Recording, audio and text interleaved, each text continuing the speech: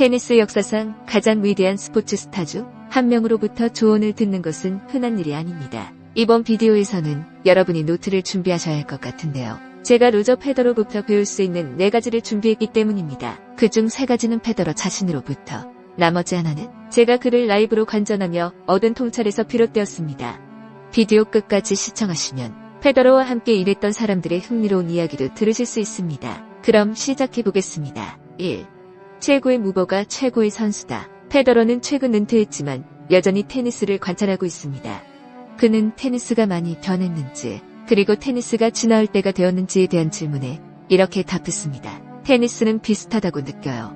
제가 상대하지 않은 선수들은 소수에 불과하죠. 물론 카를로스 알카라스 같은 선수들은 제가 많이 연습해봤기 때문에 게임에서 너무 멀리 떨어져 있다고 생각하지 않아요. 노박은 여전히 현역이고 제가 여러 번 상대했던 선수죠.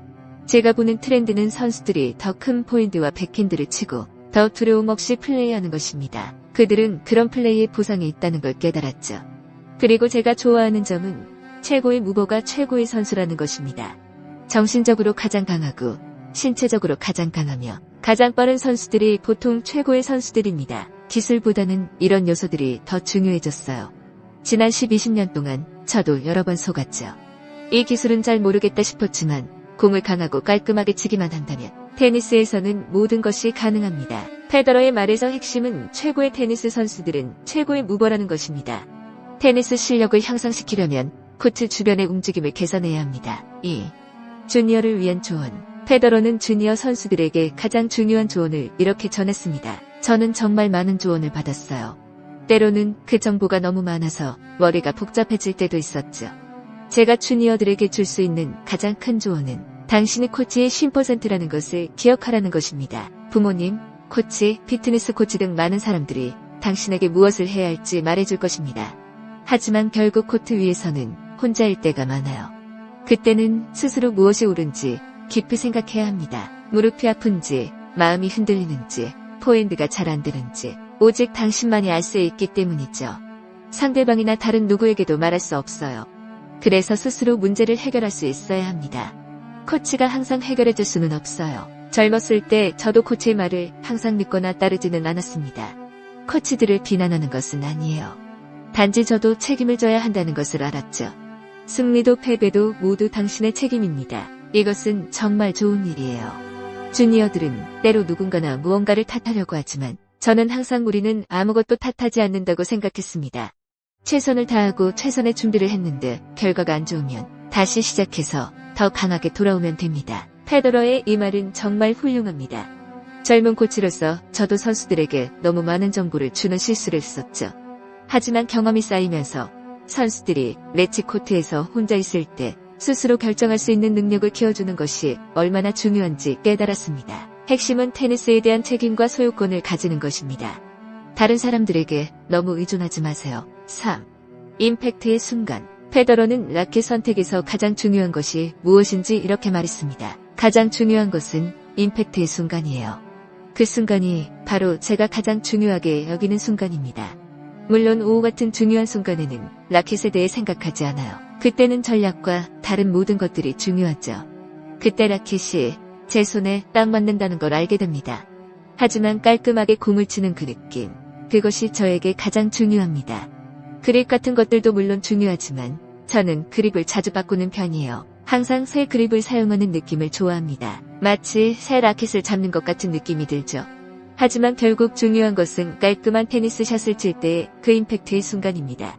그 순간이 저를 정말 행복하게 해요.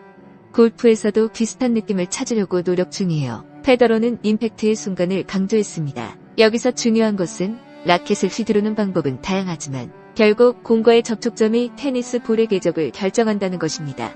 따라서 접촉점에 집중하고 그 접촉점을 편안하게 칠 수 있는 위치로 이동하는 것이 기술을 연습하는 것보다 훨씬 더 가치 있습니다. 이는 초보자부터 로저 페더러 수준의 선수까지 모든 레벨에 해당됩니다.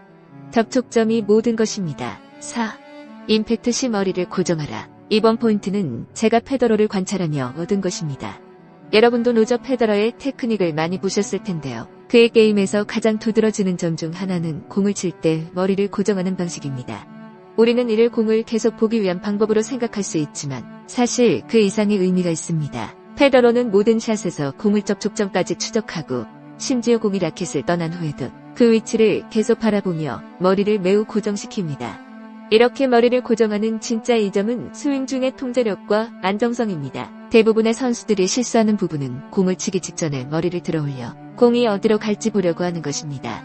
이렇게 하면 머리가 들리면서 스윙이 위로 올라가고 접촉점이 약간 변하면서 미스샷이 나기 쉽습니다. 따라서 공을 친 후 아주 짧은 순간이라도 머리를 고정하면 스윙이 안정적으로 유지됩니다. 재미있는 점은 페더러는 실제로 공을 보지 않고도 샷을 칠 수 있다는 것입니다. 그는 때로 눈을 감고 샷을 치기도 합니다.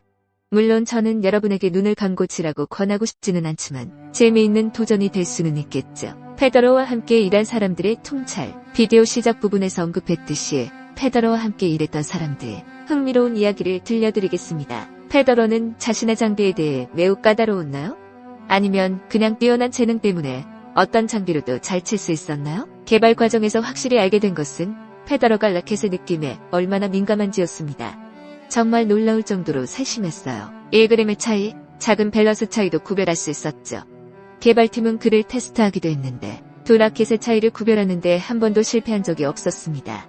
그는 자신의 게임에 필요한 변화를 정확히 알고 있었고 그 변화가 필요한 시점을 정확히 파악했습니다. 이는 그뿐만 아니라 우리의 제품 개발에도 큰 도움이 되었죠. 그는 세계 최고의 플레이 테스터였습니다. 페더러가 주니어들에게 준 조언처럼 그는 자신의 게임에 대해 10% 코치의 역할을 했습니다. 그는 자신의 강점과 약점을 정확히 알고 있었고 그에 따라 변화를 주었습니다. 물론 여러분이 페더러만큼 장비에 까다로울 필요는 없지만 그의 세심함은 정말 흥미롭습니다. 감사합니다.